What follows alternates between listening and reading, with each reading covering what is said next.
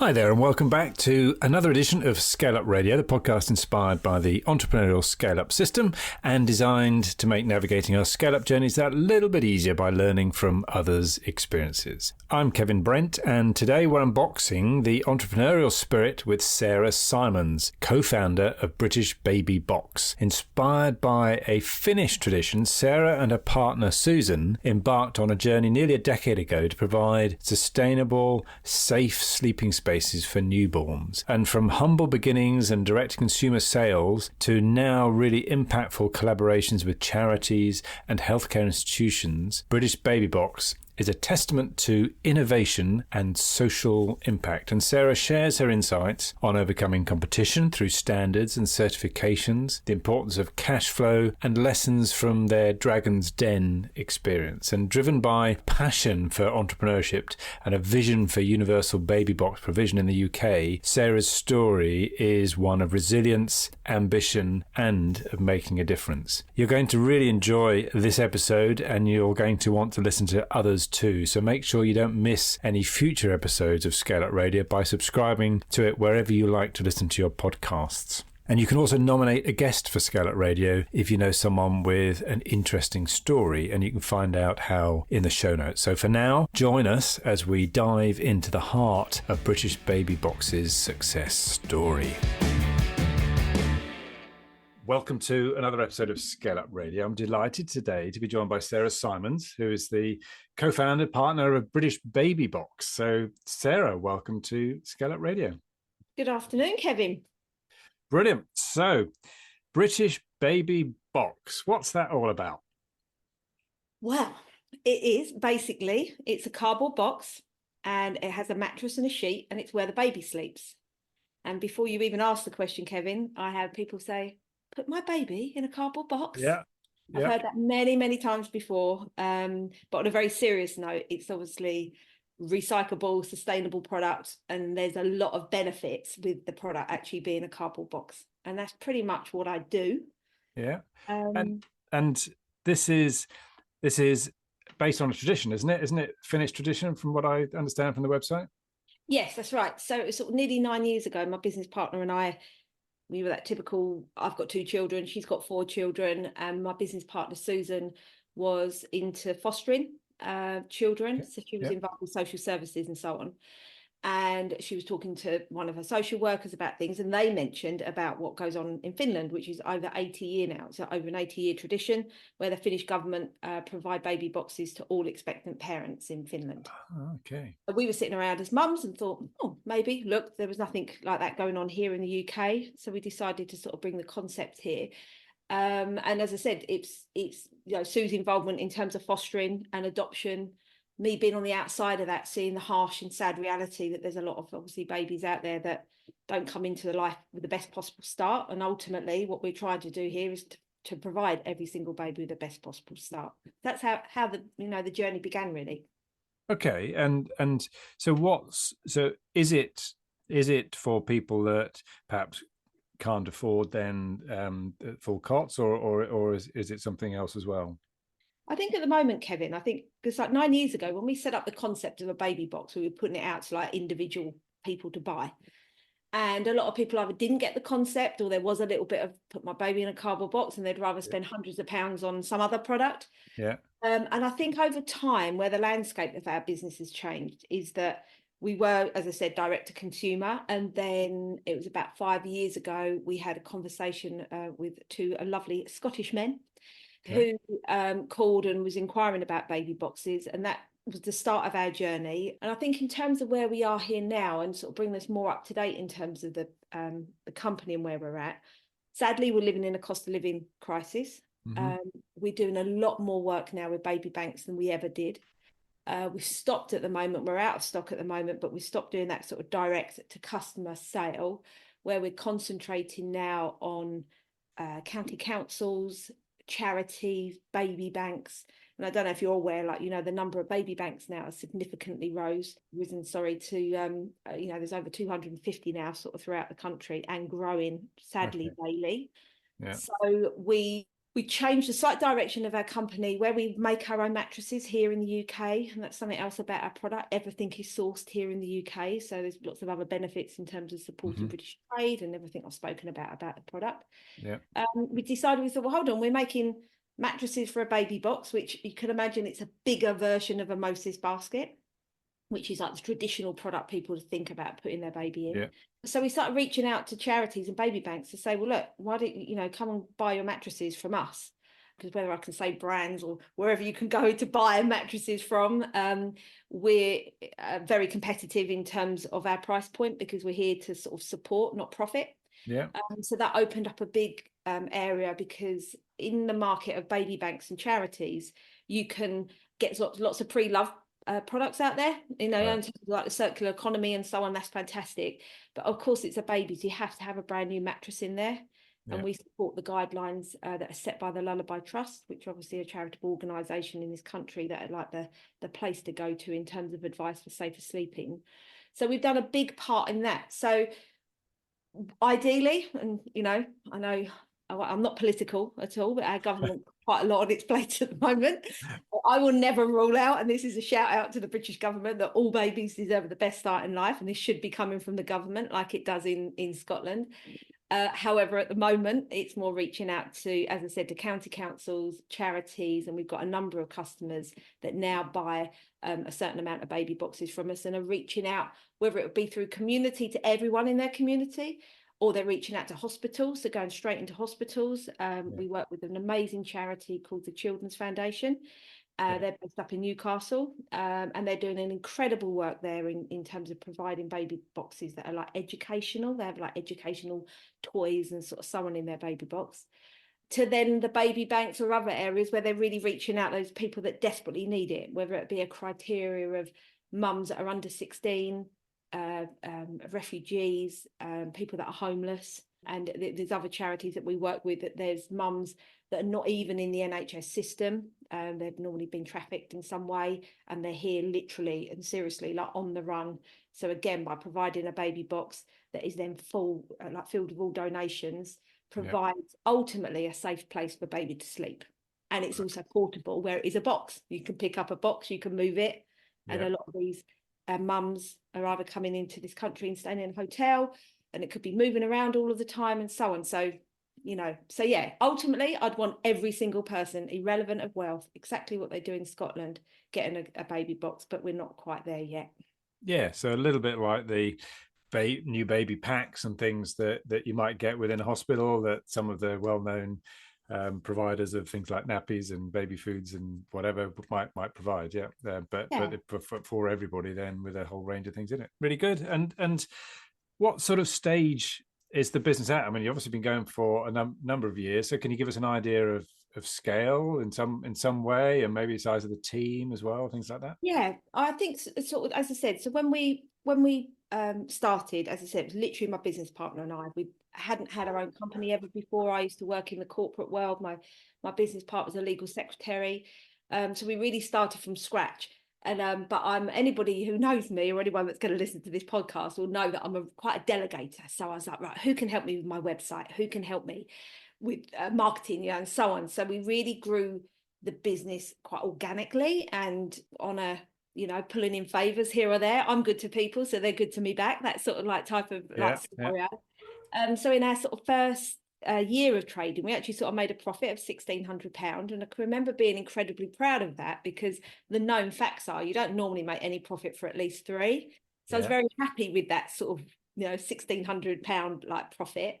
And then again, anybody could sort of see it in Companies House. Certainly in the last couple of years, our gross turnover has been just topped $1 million, which was quite a success for us.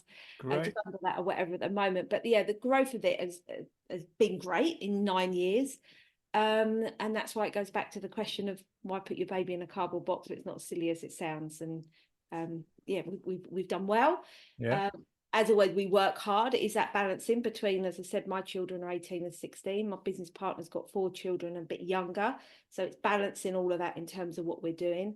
And it literally is just us 2. Okay. We just outsource everything else. So like, for example, we've got a fulfillment house. We use a fulfillment company. Yep. We've used different marketing companies along the way of what we've needed at that one time, but everything has been outsourced. So in terms of employees, it's just me and Susan. Brilliant. Amazing progress with the two of you, and I'm going to drill a little bit into some of those challenges that you face along the journey, because I know and you've already mentioned a strategic repositioning sort of after about 5 years. So so fascinating. And just before we get into that, then I guess when you're I'm thinking about the competitive marketplace here, when you're dealing direct to consumers, when you were going down that route, I guess you've got quite a lot of competition, and you're competing against the traditional sort of COTS and things. But as where you've repositioned now, does that make it very different from a competitor point of view? Yeah, I think for us and our journey, and when I do talk to people about, believing in yourself and having your own company, and, and sometimes people can be scared to take that step, and there's always the same reasons that everyone needs to earn money to pay their bills and etc. But I think for us, when we set up Baby Box, I said it'd be 9 years ago in June, there was no other company here doing baby boxes. Yes, Yeah. there's lots of other baby, as you said, companies doing all sorts of different, it's a big market. But I think where we had a slight little luck along the way, we sort of set up literally from my house. We've got our first 50 baby boxes, and we're making them up literally in my kitchen with my husband and my children. Great. But I had a call one day from the BBC, and it was the editor of the BBC that wanted to do an article on baby boxes. Okay. And it's obviously still on there. It's called Why Do Babies Sleep in Cardboard Boxes? Yeah. So we did that article, and it was, and obviously it's still there because obviously how social media works, but it became the most tweeted, reshared, and so on. It'd been seen by 18 million people. Wow. Sort of going to the baby and toddler, sort of one on the BBC News or whatever. It was always up there, and it's in the top 10. Because I think it was the interest worldwide of what these baby boxes all around. Yeah. I literally sort of sat in my lounge for about 2 weeks and didn't move because we were having inundated with orders. I didn't have the website properly set up. I should have thought it through. I did the interview before we had the infrastructure. That basically put us on the map. And at the time, there was only one other company that was trading in baby boxes, and they were our competitor. But they had a completely different business model, is what I'll say. And without sort of going into too much details, over the years, people have got us confused. But it highlighted straight away, Kevin, because we wanted to concentrate that we are a baby box company, because we believe in the baby box, and as I said, all the benefits it offers. So we had a competitor, nothing wrong with competition. But then there were, the minute you're out there, and certainly with the BBC, I was on all the BBC News, we were going to different radio stations, doing lots of press and stuff, because everyone's going, what are these baby boxes? It was something just a bit different. And obviously that creates a story, doesn't it? Then it was apparent that, be careful in terms of how I word this, it's that the quality of obviously the competitor wasn't as good. Right. And my way of approaching that is that they do what they do, we do what I do. And but I decided to contact the British Standards Institution, which I don't know if you're aware of them, but they basically are the stamp of approval in the UK of obviously anything. And I said to them, right, this is who I am, this is the company I own, and I think we really need to get a standard for a baby box. They're not going anywhere. It's not a fad, we're here to stay. And it was a 4 to 5 year process of introducing myself, telling BSI what we were doing, and then set up the first, we created the first ever standard for a baby box. Right. That then gave us the real credibility that our baby box has been extremely tested for safety, and then you can imagine it's a safety standard. Yeah. We got the first ever standard for a baby box. That pretty much sorted out our competitor. Wow. They were no longer here. They were an American company, so they were never in this country. And a few other people popped up along the way that I think saw the idea of a baby box. But it's like anything in business. We captured a lot of the marketplace. And already with our brand, a lot of people came to us. So I think the companies that have been set up that are no longer in existence, I think it just proved that we are the market leader. We were getting a big share of the market.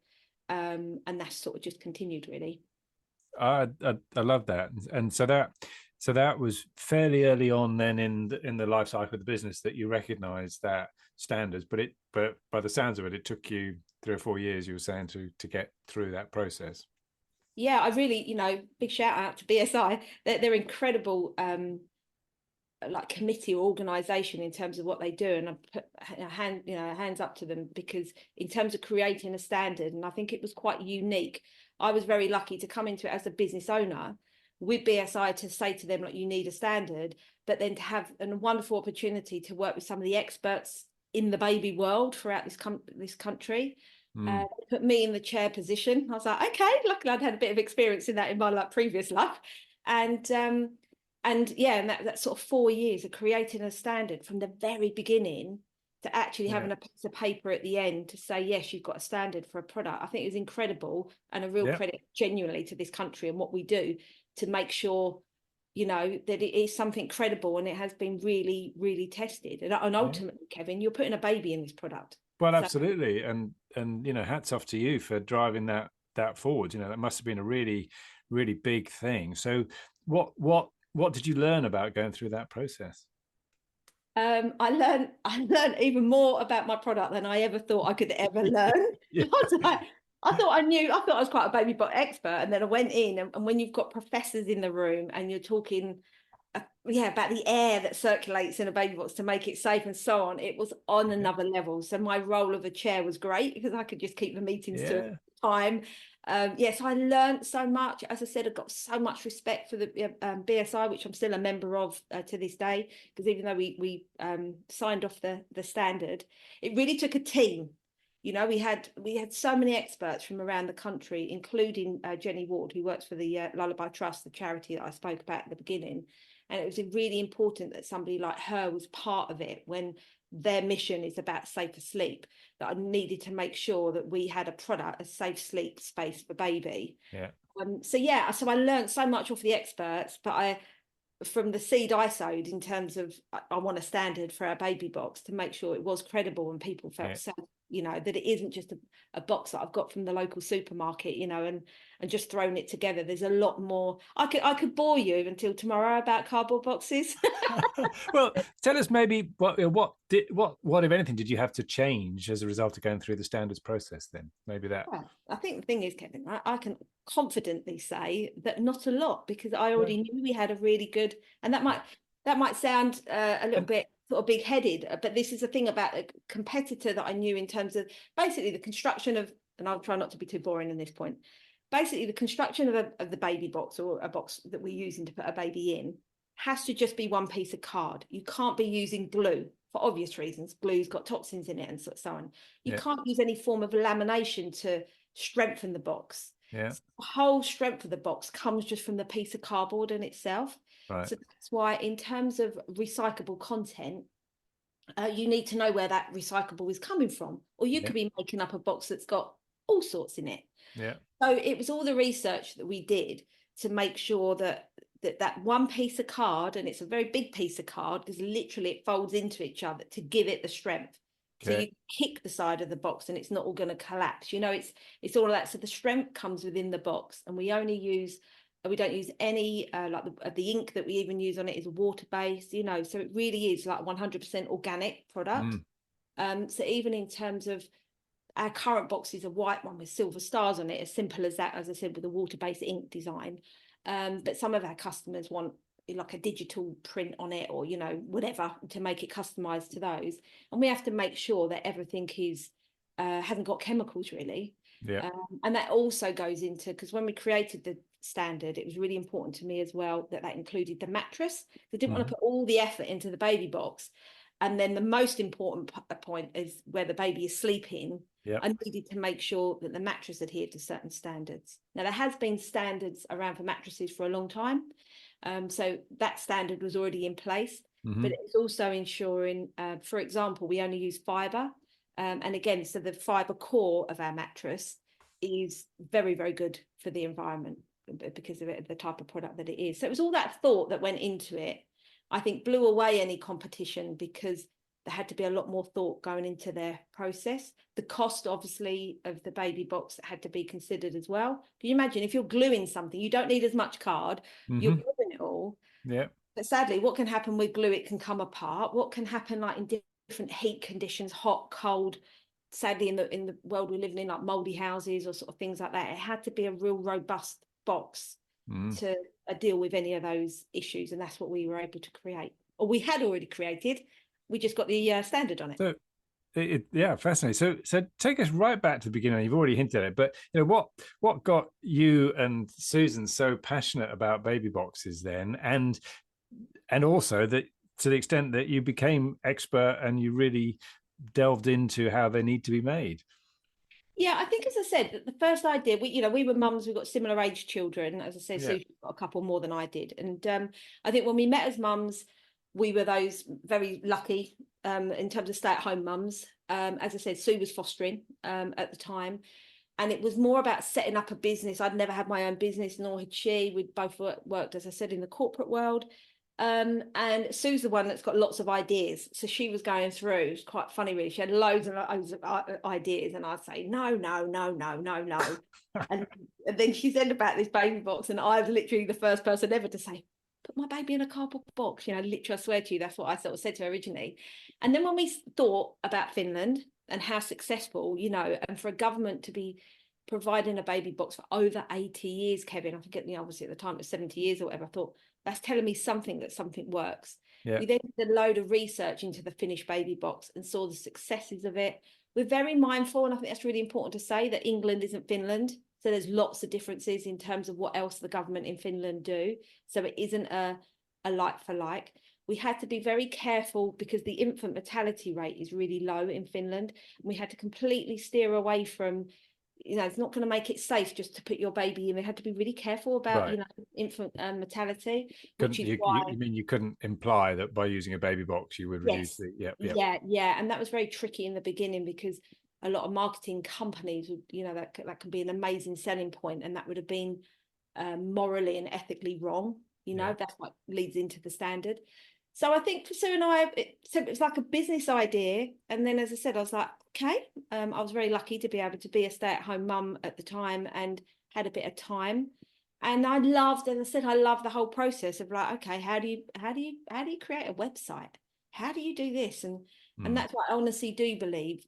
As I said to you, for me, it was pulling in favors from people I knew that could help me. Like my brother said, I can help you with the website. And somebody else said, I can help you that. I know somebody does marketing. The luck came with the BBC doing the article, no doubt about it, because it put us on the map in here. And then a lot of, I won't swear, bring the Essex out of me, a lot of hard work and challenges. For Susan and I, we've had our ups and downs, being very honest as business partners, because I was very lucky at the time. My husband was just leaving the city. So he was then at home. So I found myself with my husband at home, with children slightly older, and my husband saying to me, Sarah, go for it. And I could really, just really put in the hours. Yeah.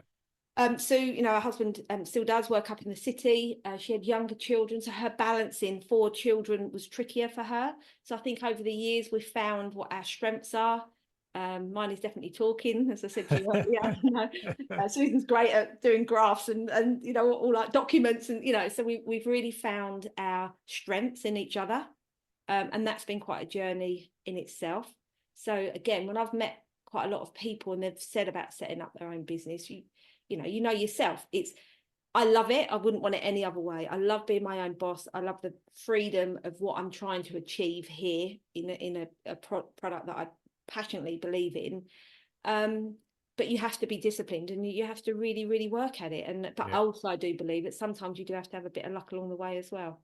Certainly doesn't hurt, does it? So tell us about then, what advice would you give to entrepreneurs that are thinking of setting a business up with somebody else, alongside somebody else?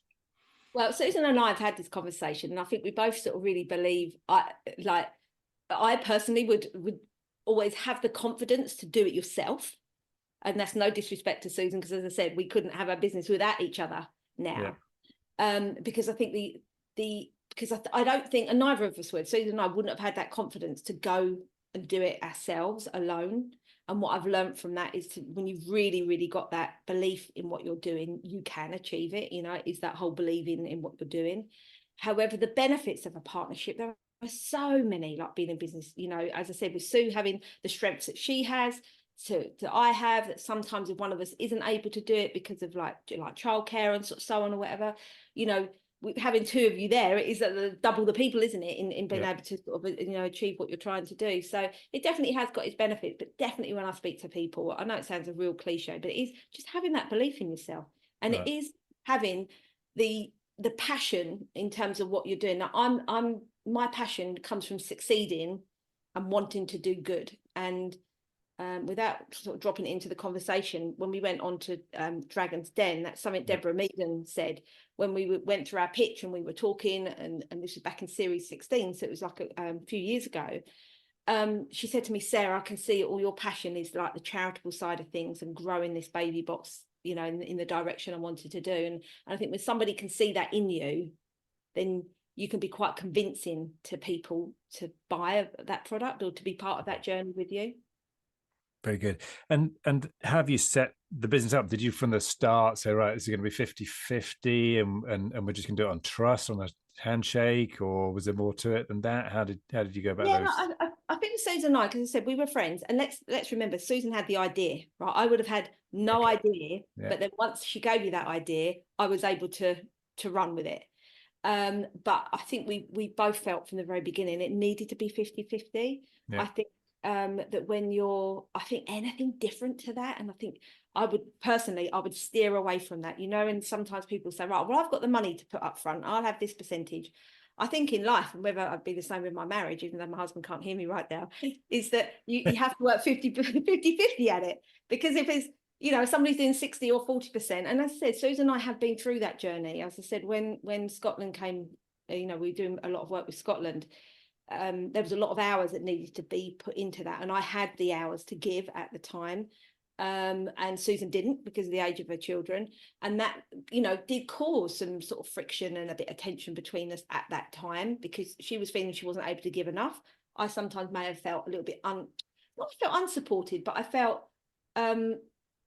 I just wanted to get on and do it all. However, I was just determined to sort of get it done, and with Susan and I, it's been like a marriage for us. We had a honeymoon period, then we sort of got a bit like, not so sure about you, that sort of time. But we've got the strongest of marriages now, and because we really respect each other as business partners. We really respect what we both bring to the table, and I think again that works. But we did get it all officially written up, obviously, in terms of the a proper, like, we set it up as a limited company. It was 50-50 shareholders.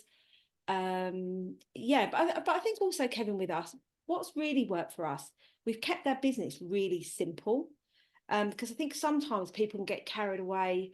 We spent many a years like thinking, do we get office premises and sort of so on and so on. Now, I know the world has really changed since COVID, but when we first set up, nobody worked from home, or nobody sort of did that.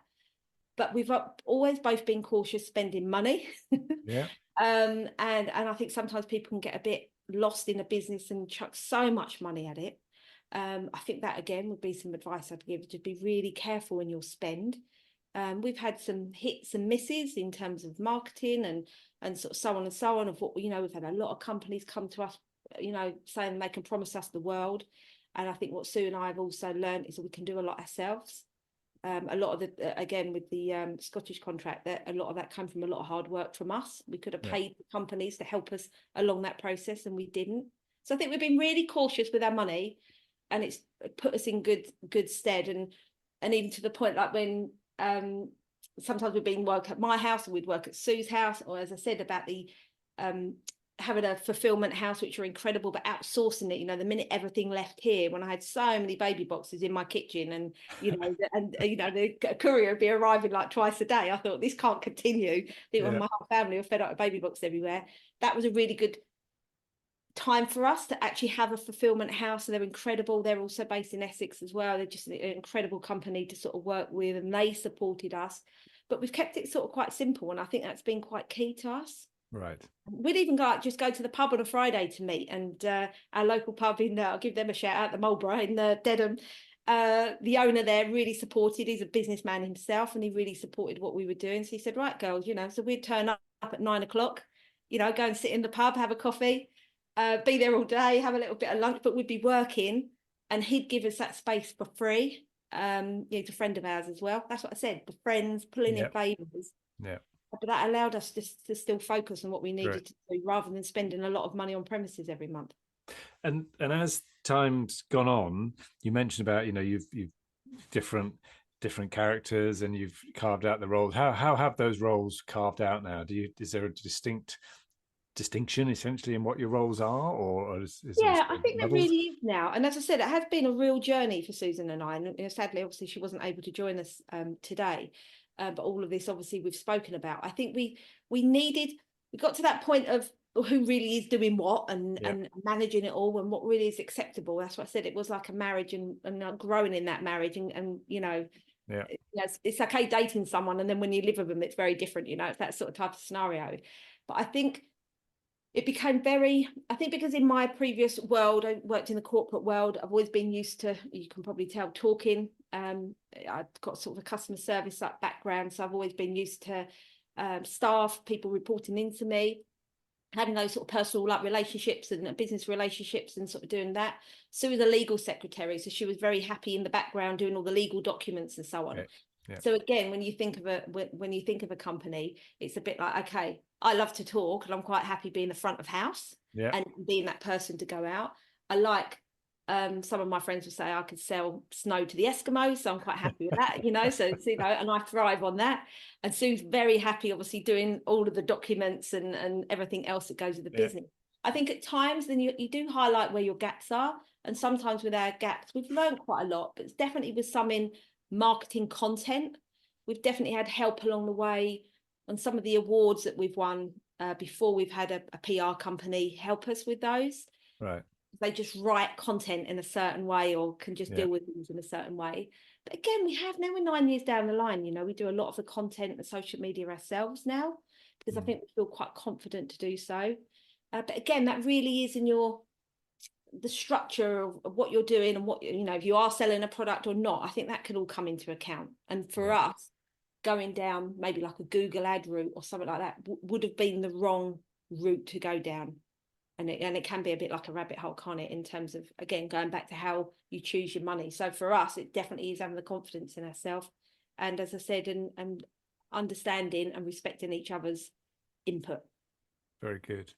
So tell us about the Dragon's Den then. How did that come about?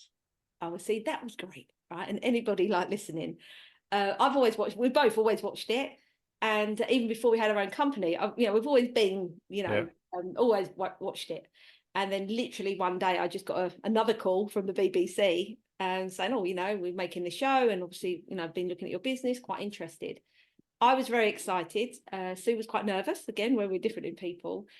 And again, I think not until you're on the show that you really realise it's so thorough. Literally went from, tell us a bit about you, Sarah and Baby Box, and then it was a telephone interview, and then it was another interview. It's a real process to go through.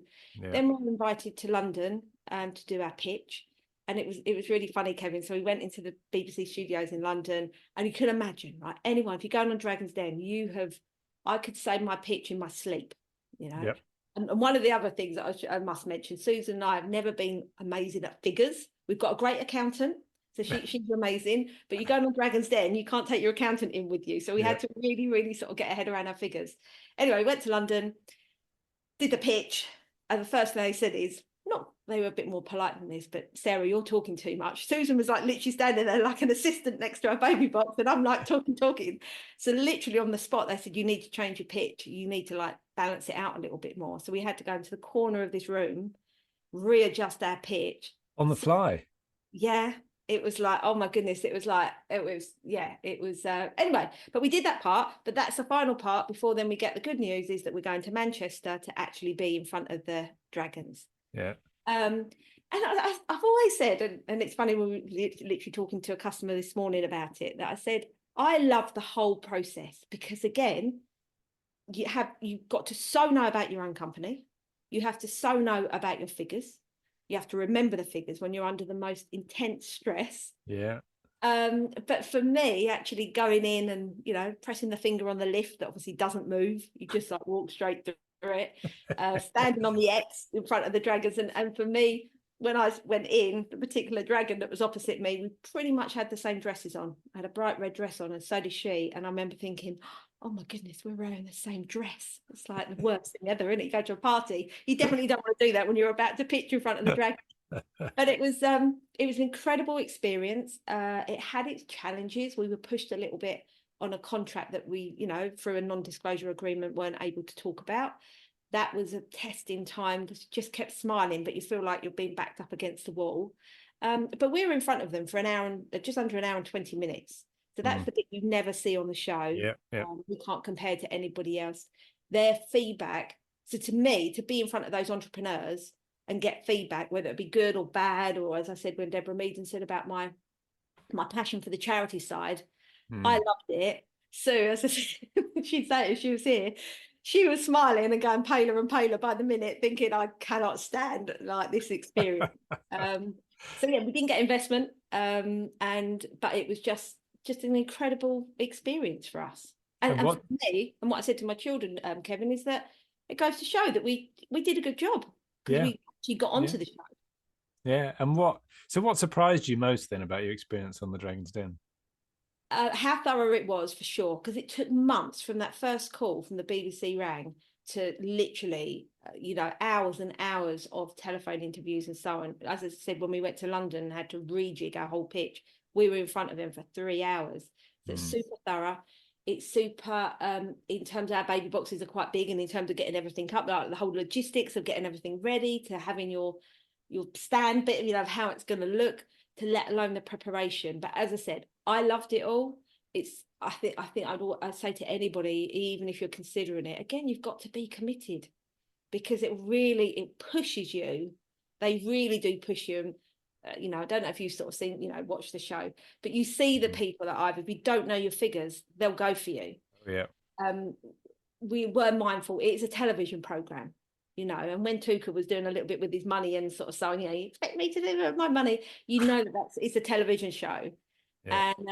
And you're also conscious thinking, oh my God, what am I going to look like if this goes on the television? But no, incredible experience. It really was. Very good. Excellent. So just coming back then to the early days, but maybe now too, what's the cash flow like in the business? Because I imagine, certainly those early days, it must have taken a fair bit of money to get your first shipment sorted and first product. So how have you addressed the cash flow challenges within the business? Yeah, that's a really good question. And again, I know we don't know each other very well, but what you probably guessed from me, I'm a real, careful with my word, really. I basically went, okay, we're a very small company. This is a really big contract for us. And I need your help to be able to do it, because right at the very beginning, our cash flow, as I said, was really great in terms of that first bit of profit. And in terms of, I've always really pushed people to help me or us in the first place. So for example, with our first lot of baby boxes, we couldn't commit to 250. We got only 50, so we started small. The company didn't really want to just give us 50, because just to run off 50 boxes, it's that whole thing when you first set up, and I think that's really hard for people. But again, if any of these people in the room that believe me, that I sort of convinced them that by doing this, they're going to get more orders from us, and so on and so on and so on. And now here we're sitting, I think it's about 450,000 baby boxes. Wow. Yeah. We used to go abroad and so on or whatever with them as well. So from that first, if they didn't believe in me, or I hadn't convinced them, this isn't just going to be one order, it's going to be a lot more. Please believe in us. Yeah. I've always asked for, rather than a pro forma, I've always asked for 30 days. So basically, we'll get paid to then pay them. I think sometimes people are not confident asking that. And certainly, as I said, then when we got onto the really bigger contract, we wouldn't have had the money to then go and, because currently we sort of provide about 4,000 baby boxes a month. So I needed help and support. And again, the people that we've worked with have been really supportive of us. Yeah. And I think as well, you live in a world, Companies House is there. Anybody can see. If you're running a proper business, it's all on there to see. So it's not like I'm going to be sitting and saying, they've got £1 million sitting in their bank account. People could see, and I was always very honest. But also, what's always been so important to Susan and I is always paying people on time. Because when you're asking somebody for a favour and then it comes to that, we always pay our invoices on 30 days. And I think that's so important. And I've never understood why companies either don't do that, or allow their cash flow. I could not have a cash flow up and down. I couldn't sleep at night. So for me, we get paid, we pay, everyone's happy. And that's how it's worked for us. Yeah, couldn't agree more. Otherwise, we just end up the trust goes, doesn't it? And then you're on a slippery slope. So brilliant. So what are the margins? What are the margins like in the business? It really varies. On the charity side of things. It's minor because, as I said, it's not about making profit. It really isn't. For me, it's about covering our costs rather than making a profit. I won't, couple of online companies, when I can see that we're selling a mattress at £6 and that same mattress is being sold for 15, it really irritates me, because I just know that they're making so much profit on something, and because we're dealing with the people we're talking about and baby banks and so on. But in terms of when we're doing direct and whatever, we're looking at about a 30% markup. Okay. Is what we whereas I know when I went in the Dragon's Den, Tuka didn't think that was anywhere near enough. Yeah. But again, it's very easy for him to say that as a dragon, and when you're trying to get your price point right, is really important to us. We had nothing to compare to in terms of having a baby box, but we would look at the Moses basket and try to price it that way in terms of what we're offering. Yeah. But I have to say, it's probably like one of the biggest, not struggles, but you're forever, as I said, I'm quite a good negotiator, but I'm buying a product to then be able to just cover our costs and obviously make sure it's providing a living for me and my family, and Susan for hers as well. And at the same time, selling it on for something that people are going to buy. Yeah. But that's where we sort of split in terms of a company, that I couldn't have a 30% in terms of charities. It wouldn't sit well with me. Yeah, because we're out there to help. Yeah, because you've got a genuine mission-led business that you're trying to drive. So and on that, what's the legacy that you and Susan would like to leave? What's the legacy? Well, as I said, we really hope, and that's why I said at the beginning, I'm not into politics, and goodness knows who's going to be running our country anytime soon. But I would like all babies throughout the whole of the UK, being given a baby box, and it is that cliche of every baby deserving the best start in life. Yeah. That's it from us, really. That would be my ultimate goal. Fantastic. Get the. I mean, you're clearly you're clearly very passionate about what you do. What is it that you love the most about your business and about British Baby Box? I really do love having my own company, and that's why I said I'd always tell people to just really go for it. I think my daughter at the time, when she was 8, when she said to me once, "Have you ever had a job, Mum?" Right? Now, this wouldn't be for everybody, but I had always worked. Before I met my husband, I've always been driven, and there's lots of reasons. I had a super tough upbringing, and I think for my upbringing, I've always been driven that I'm only going to look after me, that sort of type thing. So I've always had that drive in me. So when my 8-year-old said, "Have you ever had a job, Mum? Have you ever done anything?" I thought, "Oh, you cheeky little thing." Yeah. Whereas now, as I said, my children are 18 and 16, and they genuinely, they are so proud of what I've achieved. My husband is really proud of what I've achieved. And I know Susan's family is the same. And I think that's the thing, Kevin. As I said, I love having my own business. I love the flexibility of it. Yes, it can come with some stresses at times, because that's having your own business. But knowing how proud my girls are, seriously, and it's given them that. My 18-year-old is desperate to come and work for us. So I just said, we've got no positions at the moment. And I just got a job. And my 16-year-old, I can see that they're alive with it, because when you've got your own business, and certainly when you're working from home, they see the good times, the bad times, they see the successes it can bring. Because if I'm able to treat them, or we go on a holiday and they know that it's come from Mum's business, rather than come from an employer, it's got a slightly different sort of feel for it. They know that I've created the success of this. I haven't just come home with a salary, and that means so much to me, because obviously I love them, and but I'm also very proud of myself. And again, I always say to my girls, always be proud of yourself. Absolutely. And don't let anyone hold you back. Fantastic. Well, and Craig, you might have just preempted one of my next questions, which is, if you were to go back to your younger self, what advice would you give yourself? And I think you kind of, what would you say to yourself? That. And I think I just knew, I think, Kevin, I left home just before I was 16 for, reasons to talk about for another day. But I think when I had the start that I did, I just had so much drive in me, and I don't think that's ever gone away. And as I said, when I met my husband, he had a very good job in London, and I was very lucky. I've always said that I'm very lucky. And when somebody said to me, in the high street where I live, Sarah, you're always so happy. And you think, well, never judge a book by its cover, never judge in terms of any materialistic things anybody's got. You never know. But in answer to, that came from my upbringing that made me think, no, I am going to succeed. And we are now. So. Love it. And you absolutely should be very proud. You and Susan should be very proud of what you've achieved. I'm really enjoyed this conversation. It's been fantastic, and obviously wish you all the best for continued success with your scale up journey. Are you all right for one or two quick fire questions before we close? Yeah, absolutely. Yes. Great. So if in terms of learning resources, what are you like for books, podcasts, anything that you would highlight to a listener, an entrepreneur that they perhaps would benefit from? Well, this is what I've absolutely loved today, but Susan and I were just saying this, we are useless when it comes to podcasts or even books, which is probably not the answer you're looking for. It's an answer. Yeah, absolutely. That's the answer. Yeah, we are both similar to that. Yeah. They don't read enough, and definitely in the world of podcasts and exactly what we're doing now, we don't do enough of it. So that's my answer. All right. Brilliant.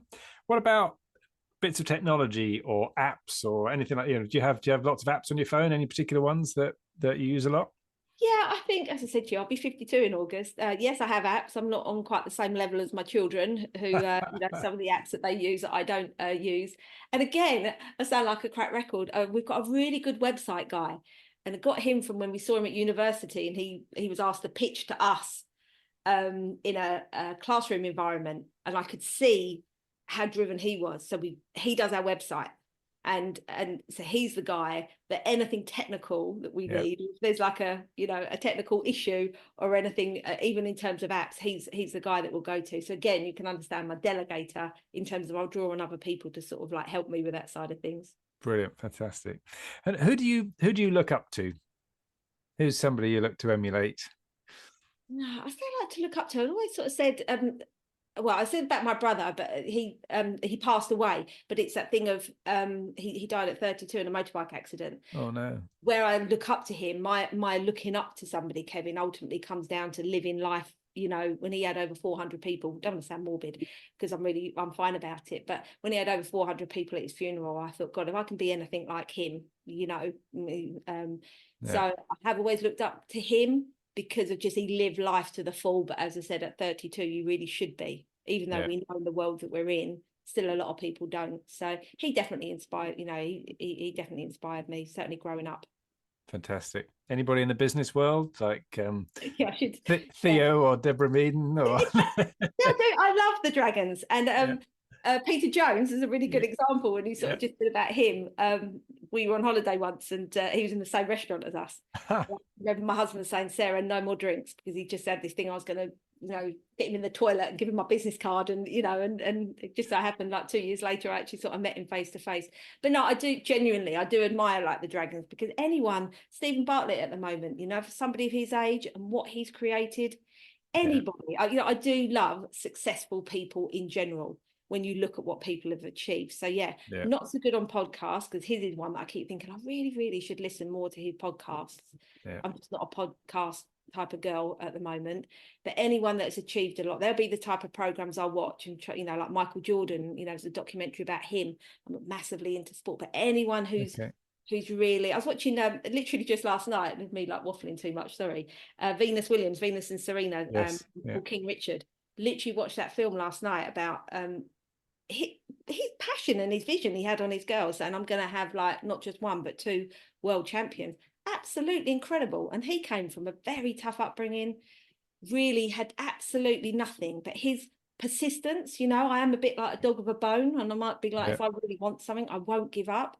And seeing somebody like him and what he's succeeded in doing is incredible. Brilliant.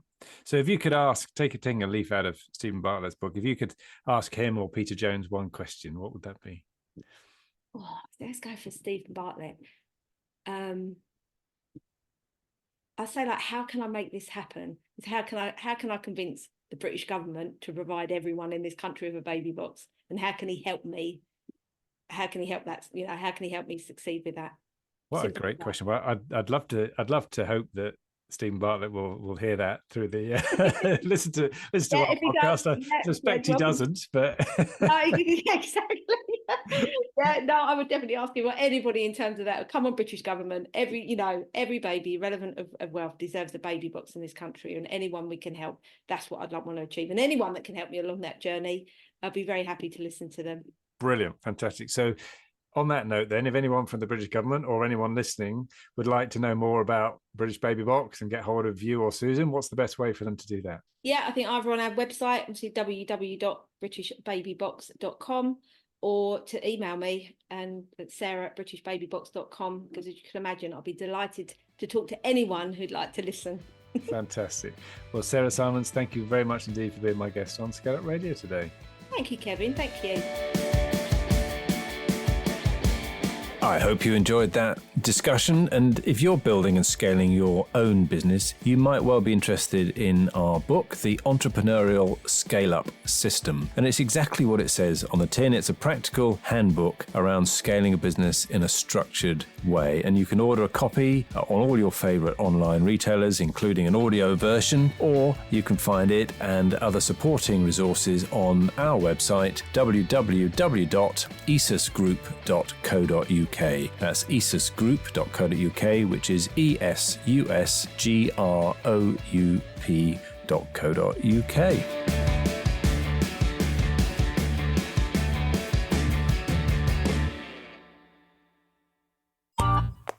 This has been a Monkey Pants Productions podcast.